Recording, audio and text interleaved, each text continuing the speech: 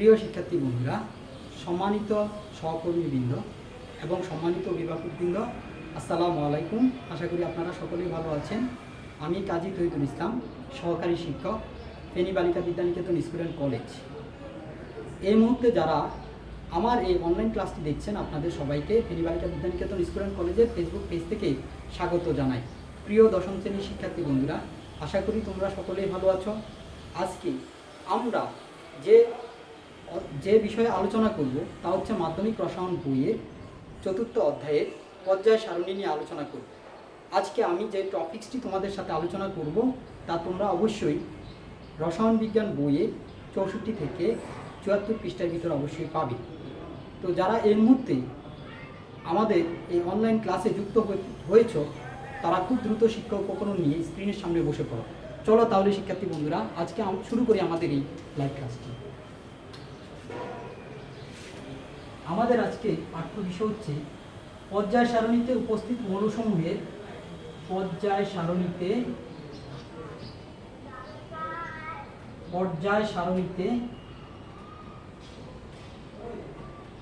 উপস্থিত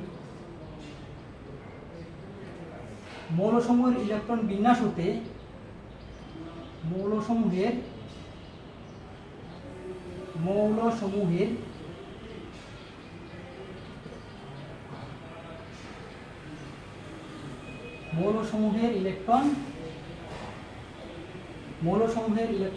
হতে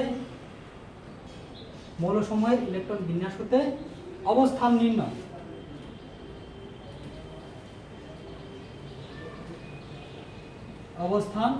নির্ণয়। এই ক্ষেত্রে 3টা নিয়ম আছে। যদি যে মৌলের আমরা অবস্থান নির্ণয় করব সেই মৌলের সর্বশেষ যে ইলেকট্রন সেটা যদি s অরবিটালে যায় তাহলে নিয়ম হবে 1।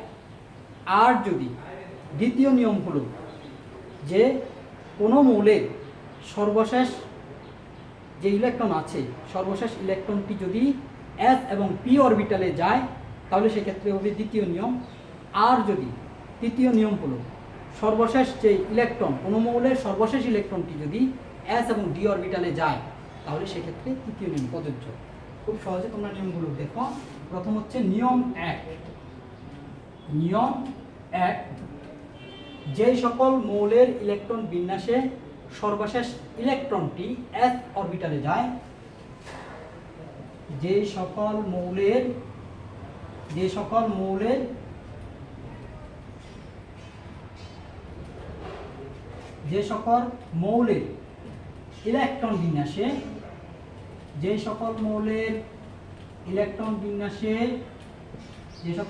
ইলেকট্রন বিন্যাসে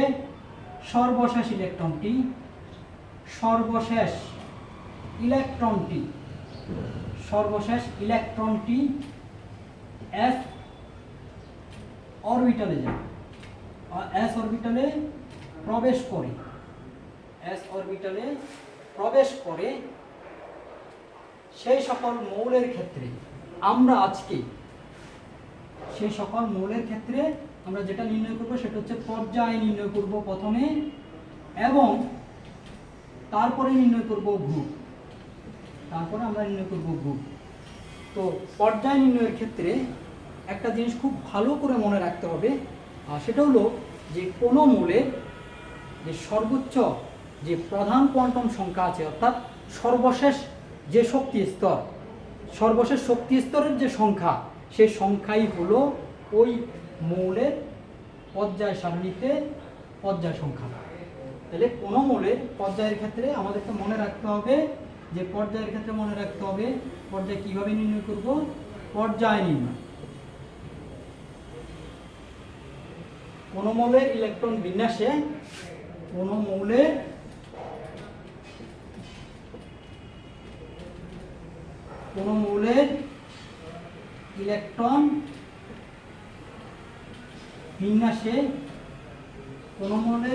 বিন্যাসে সর্বশেষ যে শক্তি স্তরের সংখ্যা,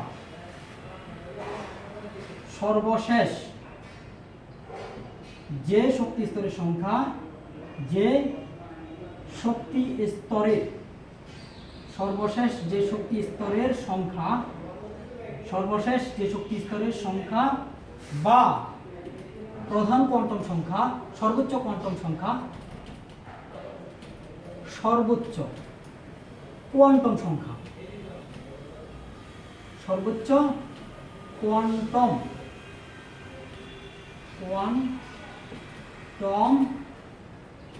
সংখ্যা, সর্বোচ্চ যে শক্তি স্তরের সংখ্যা বা সর্বোচ্চ যে কোয়ান্টাম সংখ্যা তার নাম্বারই বা তার সংখ্যাই হলো পর্যায় সংখ্যা, তার সংখ্যাই হলো পর্যায় সংখ্যা, তার সংখ্যা হলো পর্যায় সংখ্যা, তার সংখ্যা হলো পর্যায় সংখ্যা। এখন আমরা নিয়ম 1 অনুসারে, অর্থাৎ যে সকল মৌলের ইলেকট্রন বিন্যাসে সর্বশেষ ইলেকট্রনটি s অরবিটালে যায় তাদের ক্ষেত্রে পর্যায় সারণীতে সেই সব মৌলের পর্যায় এবং গ্রুপ নির্ণয় করব। যেমন উদাহরণ হিসাবে আমরা বলতে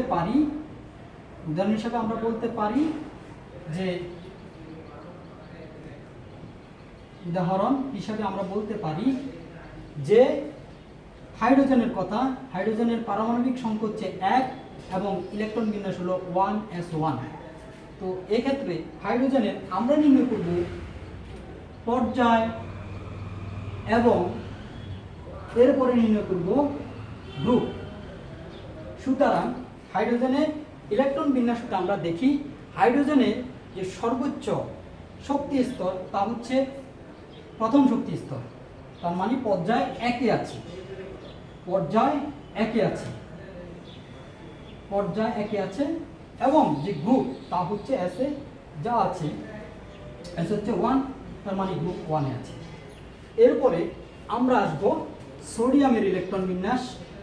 উদাহরণ হিসেবে লিখতে পারি সোডিয়ামের পারমাণবিক সংখ্যা হচ্ছে 11, সোডিয়ামের পারমাণবিক সংখ্যা হচ্ছে 11।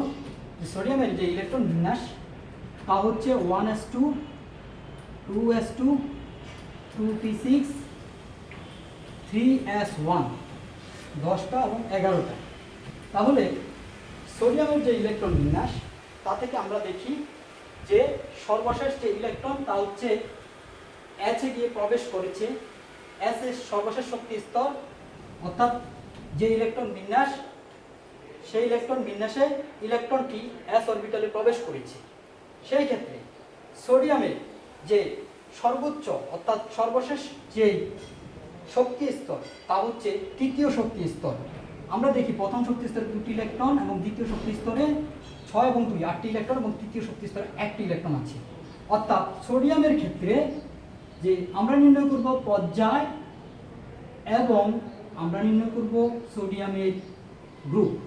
তো সোডিয়ামের ক্ষেত্রে আমরা পর্যায় খুব সহজ, সর্বোচ্চ যে কোয়ান্টাম সংখ্যা অর্থাৎ সর্বশেষ শক্তি স্তরের যে সংখ্যা তা হচ্ছে 3, অর্থাৎ সর্বোচ্চ কোয়ান্টাম সংখ্যা হচ্ছে সোডিয়ামের 3, তার মানে হচ্ছে তৃতীয় পর্যায়, এটা আছে তৃতীয় পর্যায়ে। এবং এটার যে গ্রুপ আছে তা হচ্ছে S এ আছে 1, তার মানে হচ্ছে সোডিয়াম গ্রুপ 1 এর মৌল, তার মানে হচ্ছে এটা 1, গ্রুপ হচ্ছে 1। এখন আমরা দেখব আরেকটা উদাহরণ, যে ক্যালসিয়ামের উদাহরণটা দিতে পারি, যে সর্বশেষ ক্যালসিয়ামের উদাহরণটা দিতে পারি। যে ক্যালসিয়ামের যে ইলেকট্রন বিন্যাস পারমাণবিক সংখ্যা হচ্ছে 20, যে ইলেকট্রন বিন্যাস তা হচ্ছে 1s2, 2s2, 2p6, 3s2, 3p6 হলো 18। আরও লাগবে 2টা, 20 হওয়ার জন্য আর লাগবে 2টা, 4s2। এই ক্ষেত্রে আমরা নির্ণয় করব ক্যালসিয়ামের যে পর্যায় এবং গ্রুপ নির্ণয় করব। ক্যালসিয়ামের পর্যায় নির্ণয় করব আমরা এবং শেষে নির্ণয় করব গ্রুপ। ক্যালসিয়ামের সর্বশেষ যে শক্তি স্তর আমরা দেখি তা হচ্ছে চতুর্থ শক্তি স্তর, অর্থাৎ সর্বোচ্চ কোয়ান্টাম সংখ্যা হচ্ছে 4, তার মানে হচ্ছে ক্যালসিয়াম চতুর্থ পর্যায়ের মৌল। এবং যে গ্রুপ আছে তা হচ্ছে ক্যালসিয়াম হচ্ছে গ্রুপ 2 এর মৌল, সর্বশেষ শক্তি স্তরে Sa2 আছে, অর্থাৎ s অরবিটালে ইলেকট্রনটা প্রবেশ করেছে এবং এটা গ্রুপ 2 এর মৌল।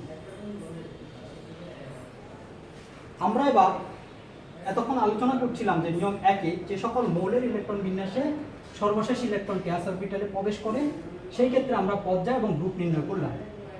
অবশ্যই এরপর আমরা আসবো নিয়ম 2-এ। এবার আমরা আলোচনা করব পর্যায় সারণীতে উপস্থিত যে মৌলগুলো আছে, যেসব মৌল আছে সেই সব মৌলের ক্ষেত্রে তাদের সর্বশেষ যে ইলেকট্রন আছে সেই ইলেকট্রন যদি S এবং P তে যদি প্রবেশ করে সেই ক্ষেত্রে আমরা নির্ণয় করব পর্যায় এবং আমরা নির্ণয় করব গ্রুপ। অর্থাৎ নিয়ম 2, যে সকল মৌলের ইলেকট্রন বিন্যাসে সর্বশেষ ইলেকট্রনটি S এবং P তে প্রবেশ করে, S ও P তে প্রবেশ করে, S ও P তে P অরবিটালে বা P তে প্রবেশ করে সেই ক্ষেত্রে সেই সকল মৌলের পর্যায় এবং গ্রুপ নির্ণয় করব। উদাহরণ হিসাবে বলতে পারি আমরা যে অক্সিজেনের কথা। অক্সিজেনের পারমাণবিক সংখ্যা হচ্ছে 8, আর যে ইলেকট্রন বিন্যাস আছে তা হচ্ছে 1s2 2s2 2p। এখানে হলো 8 হলে 4, এখানে লাগবে 4।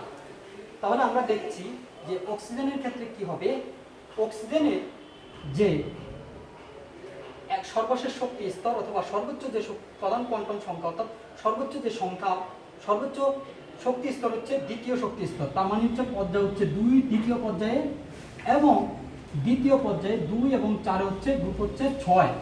2 যোগ 4 হবে 6, তার সাথে যোগ করতে হবে। অর্থাৎ নিয়ম 2-এ যে সকল মৌলের ইলেকট্রন বিন্যাসের সর্বশেষ যে ইলেকট্রন সেটা যদি S এবং P তে যায় সেক্ষেত্রে S এবং P এর ইলেকট্রনের সাথে, ইলেকট্রন সংখ্যার সাথে বাড়তি 10 প্লাস করা, অর্থাৎ বাড়তি 10 যোগ করতে হয়। তাহলে সেক্ষেত্রে 2 যোগ 4 যোগ 10 সমান হলো 14, 15, 16। অক্সিজেন হচ্ছে 16 নাম্বার। তাহলে অক্সিজেন হচ্ছে গ্রুপ 16-তে উপস্থিত, অর্থাৎ অক্সিজেন গ্রুপ 16-তে অবস্থিত। এরপরে উদাহরণ হিসেবে আমরা আসতে পারি যে অক্সিজেনের পর আসতে পারি ক্লোরিনের ক্ষেত্রে। ক্লোরিন হচ্ছে 17, ক্লোরিনের পারমাণবিক সংখ্যা হচ্ছে 17 পারমাণবিক সংখ্যা বিশিষ্ট মৌলের যে ইলেকট্রন বিন্যাস তা হচ্ছে 1s2 2s2 2p6 3s2 3p, এখানে হবে 5। তাহলে এই ক্লোরিন এখানে হলো 10 15 17। তাহলে এটার ক্ষেত্রে আমরা নির্ণয় করব পর্যায়, ক্লোরিনের ক্ষেত্রে আমরা নির্ণয় করব পর্যায়, এরপরে আমরা নির্ণয় করব গ্রুপ। তাহলে ক্লোরিনের যে ইলেকট্রন বিন্যাস তা থেকে আমরা পর্যায় নির্ণয় করব যে ক্লোরিনের সর্বশেষ যে শক্তি স্তর আছে তা পর্যায় নির্দেশ করে, অর্থাৎ সর্বশেষ শক্তি স্তরে যে সংখ্যা সর্বোচ্চ কোয়ান্টাম সংখ্যা হচ্ছে পর্যায়, অর্থাৎ এটা হচ্ছে তৃতীয় শক্তি স্তর আছে, তার মানে হচ্ছে তৃতীয় পর্যায়ে অবস্থিত। এবং এটার যে গ্রুপ আছে, গ্রুপ হচ্ছে এটার S এ গিয়েছে এবং তারপর P তে গিয়েছে, S এবং P তে ইলেকট্রনটা প্রবেশ করেছে। সেই ক্ষেত্রে যে S এবং P এর ইলেকট্রন যোগ করে তার সাথে আরো 10 যোগ করতে হবে। S এবং P এর ইলেকট্রন যোগ করে তার সাথে আরো 10 যোগ করতে হবে। তার মানে হচ্ছে 2 যোগ 5 এরকম হবে যে 2 যোগ 5 যোগ 10 সমান হবে 10 15 16 17। ক্লোরিন হচ্ছে গ্রুপ 17 এ অবস্থিত, ক্লোরিন হচ্ছে 17 এ অবস্থিত। এরকম যে নিয়ম আমরা আসবো এখন নিয়ম 3-এ। নিয়ম 3-এ আসবো। নিয়ম 3-এ যে সকল মৌলের ইলেকট্রন বিন্যাসে সর্বশেষ ইলেকট্রনটি, নিয়ম 3, যে সকল মৌলের ইলেকট্রন বিন্যাসে সর্বশেষ ইলেকট্রনটি S ও D অরবিটালে প্রবেশ করে, তো তাদের ক্ষেত্রে আমরা নির্ণয় করব পর্যায় এবং নির্ণয় করব গ্রুপ। পর্যায় এবং গ্রুপ নির্ণয় করব, সেই সকল মৌলের ক্ষেত্রে আমরা পর্যায় এবং গ্রুপ নির্ণয় করব। তাহলে সেই ক্ষেত্রে উদাহরণ হিসেবে আমরা দিতে পারি যে আয়রন 26-এর কথা বলতে পারি, তারপরে জিঙ্ক 30-এর কথা বলতে পারি। সেই ক্ষেত্রে আমাদেরকে মনে রাখতে হবে যে ইলেকট্রন বিন্যাস করার যে ক্রম সেটা হচ্ছে 1s 2s 2p 3s 3p, 3p এর পর 4s। এরপর এই অংশটা মনে রাখার জন্য মনে রাখার হিসাব হচ্ছে এরকম ভাবে সহজভাবে মনে রাখা হচ্ছে 3D 4D 5D, এখানে হচ্ছে 4s 5s 6s, এখানে হবে 4p 4 5 5p 6p সহ 4s 4s এর পর ছিল 3D 3D এর পর 4p 4p 4p এর পর আসলো 5s 5s 5s এর পর 5s 5s এর পর আসলো 4D 4D এর পর আসলো 5p 5p এর পর আসলো 6s 5D এবং 6p, এরকম করে 7 পর্যন্ত আছে এখানে। তো এই হিসাবে আমরা আয়রন 26 এর ইলেকট্রন বিন্যাসটা করব। যে আয়রন 26 পারমাণবিক সংখ্যা, এর ইলেকট্রন বিন্যাস যদি আমরা করি তাহলে তার ইলেকট্রন বিন্যাস থেকে আমরা কি দেখি 1s2 2s2 2p6 3s2 3p6 এবং 4s এর পর কোথায় যাবে 4s এর পর যাবে 3D তে 4s এর পর যাবে 3D তে। আমরা যদি এখানে 4s 2 দিই তাহলে D তে কয়টা হবে, এখানে হচ্ছে 18টা 19 20, এখানে হবে D তে 6টা।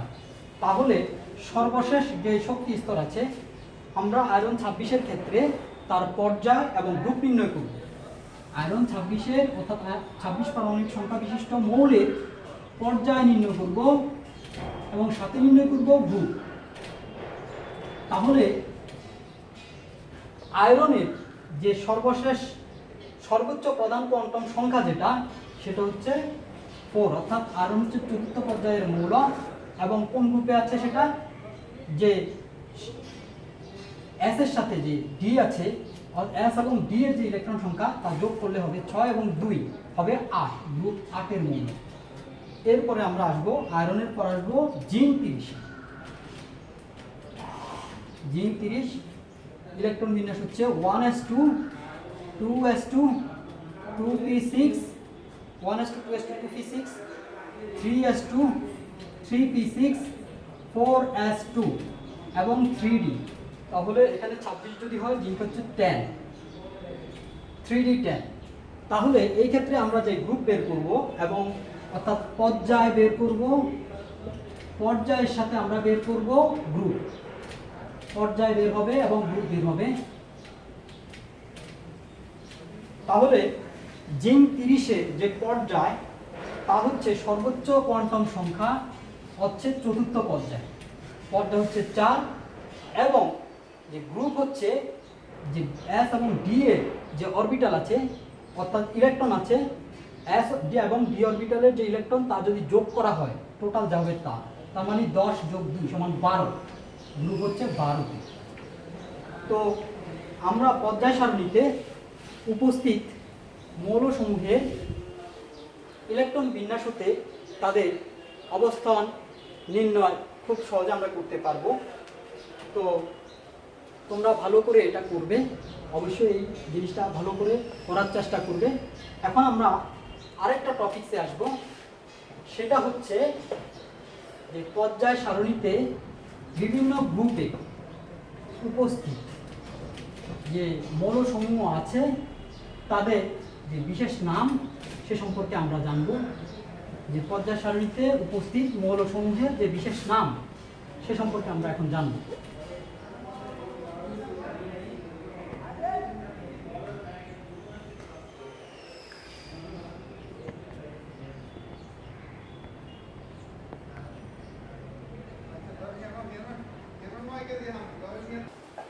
পর্যায় সারণী বিভিন্ন গ্রুপে উপস্থিত মৌলসমূহের যে বিশেষ নাম তা হচ্ছে গ্রুপ 1-এ যেসব মৌলগুলো অবস্থান করে, অর্থাৎ এখানে 7টি মৌল অবস্থান করে, হাইড্রোজেন ব্যতীত বাকি যে 6টি মৌল আছে তাদেরকে বলা হচ্ছে খাদ ধাতু। খাদ ধাতু বলার কারণ হচ্ছে যে এদের সাথে যদি পানি মিশ্রিত করা হয়, যেমন উদাহরণ দিতে পারি যে সোডিয়ামের সাথে যদি পানি মিশ্রিত করা হয় তাহলে যেটা উৎপন্ন করবে সেটা হচ্ছে Na2O, পানি, H2O। পানি মিশ্রিত করলে সোডিয়াম প্লাস H প্লাস ও মাইনাস, তাহলে সোডিয়াম এবং oxygen Na2O plus hydrogen gas উৎপন্ন করে। তার মানে ধাতুর অক্সাইড সমূহ হচ্ছে ক্ষারীয় এবং অধাতুর অক্সাইড সমূহ হচ্ছে অম্লীয়। অর্থাৎ এই মৌলসমূহের সাথে যদি পানি মিশ্রিত করা হয় তাহলে এরা ক্ষার উৎপন্ন করে, এই জন্য এদেরকে বলা হচ্ছে ক্ষার ধাতু।